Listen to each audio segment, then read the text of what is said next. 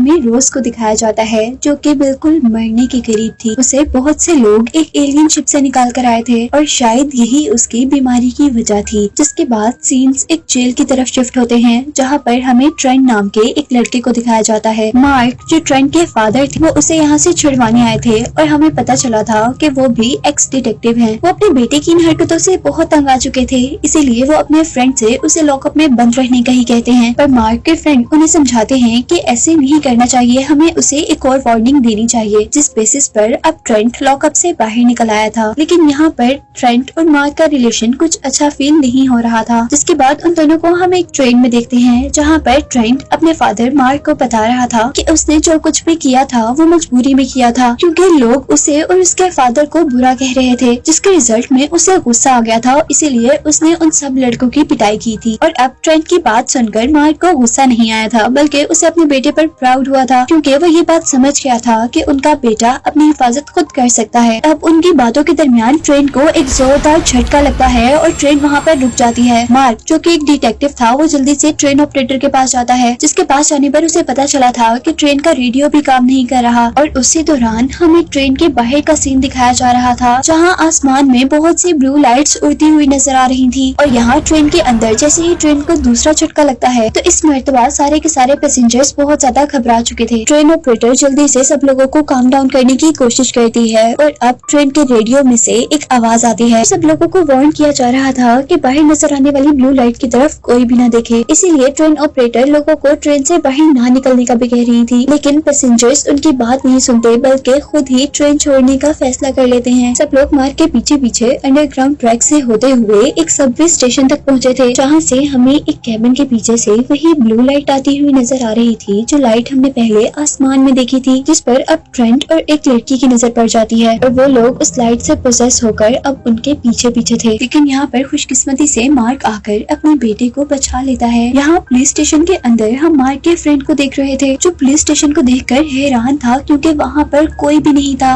और तभी यहाँ पर अब उसकी कुलीग आती है, जिसके साथ मिलकर वो सिचुएशन का पता लगाने चाहता है कि आखिर यहाँ पर चल क्या रहा है। और बाहर जाने पर जो उसने देखा था वो बहुत ज्यादा ही अजीब था, क्योंकि हर कोई ब्लू लाइट से पोजेस होकर एक एलियन शिप के अंदर जा रहा था। जिसके बाद अब यहाँ पर हम सबवे स्टेशन का सीन देख रहे थे, जहाँ ट्रेंट को भी होश आ चुका था और वो सब लोग यहाँ से किसी तरह ब्लू लाइट से बचकर बाहर निकलने का सोच रहे। और तभी एक्सीडेंटली वो लोग उसी पुलिस ऑफिसर से मिल जाते हैं, जो कि मार्क का फ्रेंड था। मार्क उन सबको बाहर की सिचुएशन बताता है, जिसके बाद वो लोग एक रात यहीं गुजारने का फैसला करते हैं। सुबह होने पर मार्क सबवे स्टेशन की विंडो से बाहर देखने की कोशिश कर रहा था, जहाँ पर उसे एलियन की मदरशिप नजर आती है और बहुत से ह्यूमंस एयरक्राफ्ट भी, जो कि उस एलियन शिप को तबाह करने की कोशिश कर रहे थे। लेकिन उस मदर एलियन शिप के अंदर से छोटे छोटे एलियन शिप निकलते हैं और बहुत से ह्यूमंस के जेट प्लेन्स को तबाह कर देते हैं। लेकिन यहाँ पर अब एक जेट प्लेन ने उस मदरशिप पर अटैक कर ही दिया था, जिसकी वजह से बहुत बड़ा ब्लास्ट हुआ था। और उसी ब्लास्ट के रिजल्ट में अब अंडरग्राउंड सबवे स्टेशन भी दो पार्ट में डिवाइड हो चुका था, जिसकी वजह से वहाँ पर सर्वाइवर्स भी दो हिस्सों में डिवाइड हो जाते हैं। और अब कुछ सर्वाइवर्स के सामने एक एलियन शिप थी, जिसके अंदर से ब्लू लाइट निकल रही थी। वो एलियन जल्दी से एक आदमी को खा लेता है, लेकिन यहीं पर मार्क ये सब कुछ देख चुका था। वो अपनी गन निकालता है और उससे एलियन को शूट करने लगा था। और जब उस एलियन की सारी पावर खत्म हो जाती है तो मार्क उस आदमी को बाहर निकालने में भी कामयाब हो गया था। लेकिन उसके चंद ही सेकंड बाद हम देखते हैं कि उस एलियन शिप ने एक और औरत पर अटैक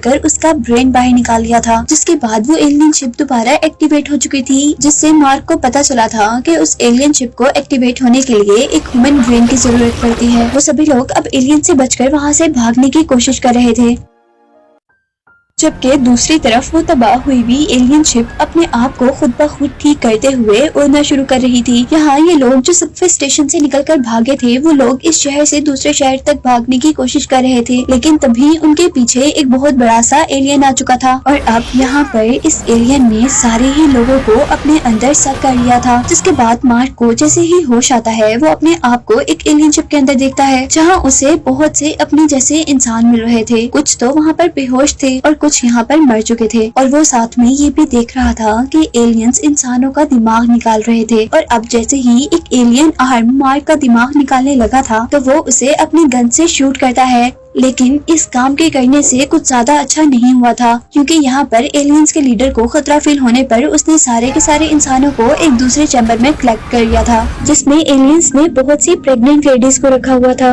और मार्क एलियन शिप के अब उस चैम्बर को जब चेक कर रहा था तो उसके पीछे एक ब्लू आंखों वाला एलियन आ जाता है, जो कि उस पर अटैक करने ही वाला था कि तभी वहाँ पर एक और एलियन आया था जिसकी आईज ब्लू के बजाय रेड थी, जिसने मार्क को बचाकर दूसरे एलियन के सर से ब्रेन बाहर निकाल लिया था।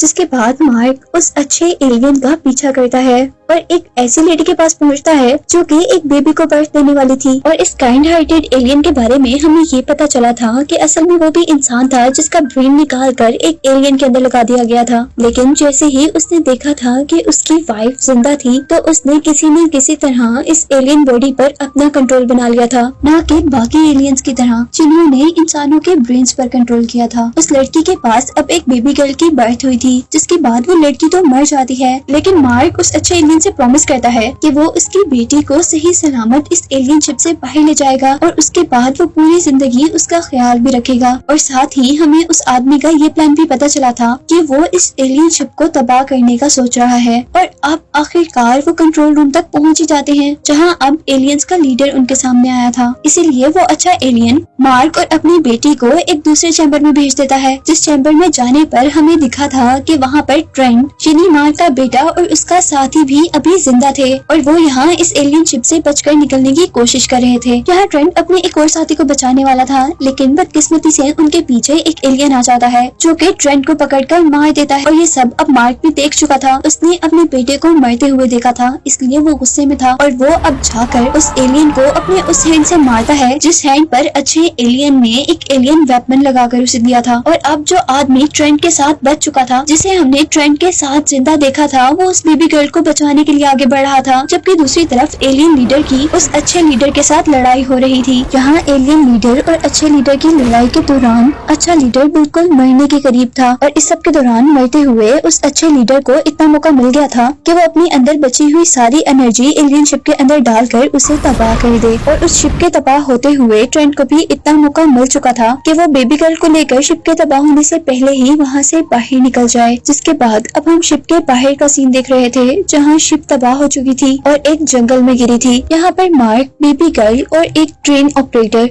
और मार्क का साथी उस एलियन शिप से बचकर निकल गए थे। लेकिन तबाह हुई उस एलियन शिप के अंदर का सीन कुछ यूँ था कि वहाँ पर एलियन लीडर अभी भी मरा नहीं था और वो दोबारा उस तबाह हुई एलियन शिप की हेल्प से एक नई एलियन शिप बना रहा था। इधर मार्क का साथी मर चुका था और वो बेबी गर्ल बहुत तेजी से बड़ी हो रही थी, जिसको अब हम वहाँ के लोकल लोगों के हाथ में देख रहे थे। और रात होने पर अब हम देखते हैं कि मार्क उन लोगों को ह्यूमनॉइड्स के बारे में बता रहा था, यानी उन एलियंस के बारे में बता रहा था जिनको एक्टिवेट होने के लिए ह्यूमन ब्रेन्स की जरूरत थी और इसीलिए ये एलियन शिप ह्यूमंस को इकट्ठा कर रही थी। जिसके बाद मार्क और वो सब लोग आराम करने लग जाते हैं और सुबह होने पर मार्क जब उठता है तो उसके ऊपर कोई गन पॉइंट कर खड़ा हुआ था। लेकिन अब यहाँ पर ट्रेंट के नए साथी ने उसे मार दिया था, जबकि उनके साथ वहाँ पर एक लड़की बेबी गर्ल को देखकर हैरान हो चुकी थी, क्योंकि वो बेबी गर्ल एक रात के अंदर अंदर 5 से 6 साल की बच्ची बन चुकी थी। जिसके बाद अब वहाँ के लोकल लोग मार्क और उसके साथ बाकी लोगों को एक बहुत ही खूबसूरत टेम्पल तक लेकर जाता है, जो कि असल में ड्रग माफिया की जगह थी और वहाँ पर किसी भी पुलिस ऑफिसर का आना मना था। और ये बात मार्क भी जानता था, लेकिन अभी उन्हें सिर्फ शेल्टर चाहिए था। वहाँ जाने पर मार्क उन लोगों से मिलता है और उन ड्रग माफियाज का साइंटिस्ट अब उस बच्ची का ब्लड चेक करता है और उन पर रिवील होता है कि शायद वो बच्ची एक इंसान नहीं बल्कि वो एक एलियन है, क्योंकि उसका ब्लड स्ट्रक्चर काफी अजीब था।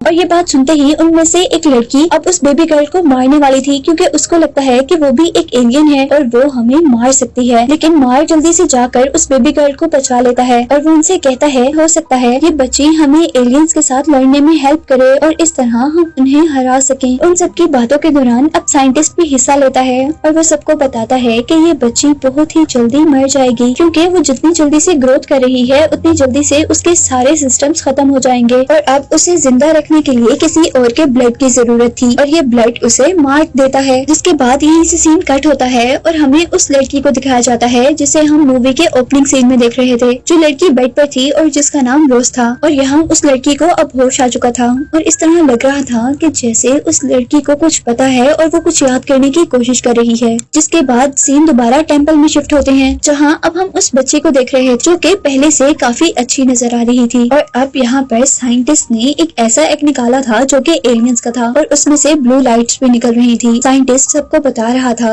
कि वो ब्लू लाइट एक ऐसे मटेरियल से बनी हुई है जिसमें इंसान का ही डीएनए है, ताकि वो इंसानों को पोजेस कर सके। वो बताता है कि एलियंस पहले भी जमीन पर आकर इंसानों का डीएनए लेकर जा चुके हैं ताकि वो अपना ये प्लान पूरा कर सके। और अब उस साइंटिस्ट ने उस बेबी गर्ल के ब्लड से एक ऐसी दवाई बना ली थी जिससे हम ह्यूमन माइंड को, जो कि अब एलियंस के अंदर थे, उन्हें आजाद कर सकते थे। और क्योंकि अब उन लोगों को लग रहा था कि एलियंस दोबारा वापस आएंगे, इसीलिए वो गर्ल्स मिलकर जंगल में एक ट्रैप बिछाती हैं, जिस ट्रैप के अंदर बहुत से बम्स भी लगाए गए थे। और तभी उनके पीछे हम देखते हैं कि एक बहुत बड़ा सा एलियन आ चुका था, जिसके अंदर ब्लू लाइट्स देखकर हम ये तो जान गए थे कि वो एक बुरा एलियन ही है। और वो अब उनमें से एक लड़की के पीछे था। वो लड़की उससे बचकर आगे आगे भाग रही थी, पर अब उसका पाँव एक ऐसी जगह पर रखा गया था जहाँ पर नीचे बम दबाया गया था और उसके पाँव उठाने से वो ब्लास्ट हो जाती। लेकिन वो एलियन को वहाँ से आगे जाने भी नहीं दे सकती थी, क्योंकि आगे टेम्पल था और टेम्पल में सभी लोग थे। इसीलिए वो अपनी जान की कुर्बानी दे देती है और अपना पाँव बम के ऊपर से उठाती है, जिसकी वजह से बम ब्लास्ट हो जाता है और उस लड़की के साथ साथ वो एलियन भी खत्म हो जाता है। जिसके बाद अब हमें पता चला था कि इस एलियन को यहाँ पर भेजना एलियन लीडर का एक प्लान था। उस ब्लास्ट की वजह से एलियन लीडर को